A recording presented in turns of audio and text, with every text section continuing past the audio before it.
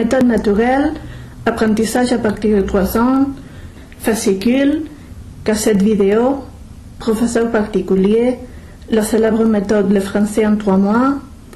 Il y a une offre très diverse de méthodes pour apprendre une nouvelle langue, et toutes nous assurent qu'elles sont la meilleure option. Mais qu'est-ce qu'il y a de vrai dans ces offres, parfois même miraculeuses?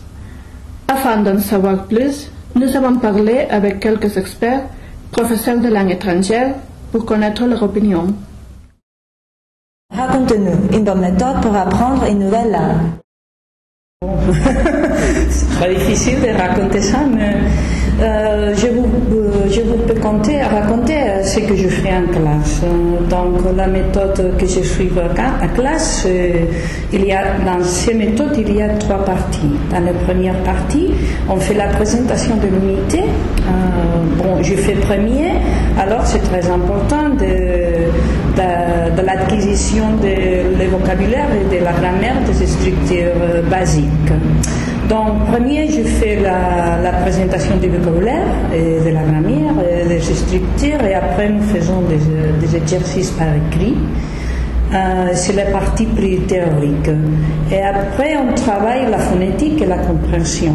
Par exemple, avec un CD, ils écoutent des mots, des phrases, des petits textes, des chansons, et après, ils se répètent, ou bien ils répondent des questions comme je le fais. Et après, à la troisième partie, il y a plusieurs activités, ça dépend de l'unité que nous avons travaillée. Nous faisons des jeux ou bien nous faisons des exercices écrits aussi, une autre fois, ou par exemple des dialogues par groupe.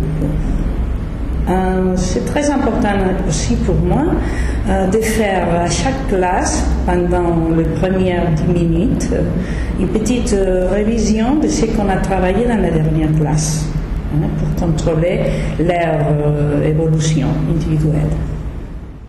Dites-nous le nombre idéal d'élèves pour faire un bon apprentissage. 10.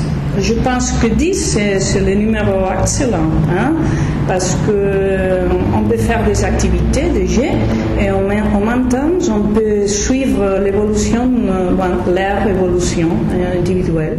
Quelle méthode vous utilisez dans votre cours?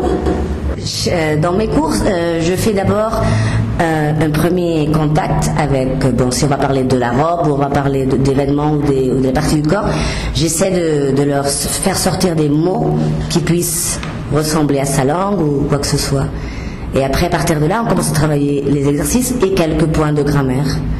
Et normalement, je finis par faire quelque chose par groupe pour qu'ils puissent, je ne sais pas, faire un défilé de mode, je ne sais pas si on dit comme ça, un peu ludique. Le meilleur âge pour commencer?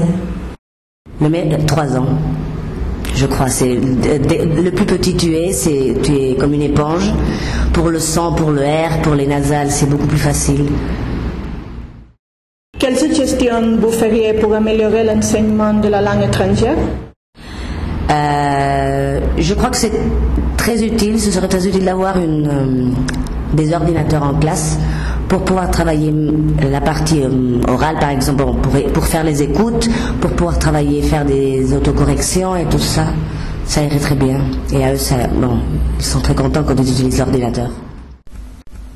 Il est évident que la manière d'apprendre une langue étrangère est très variée.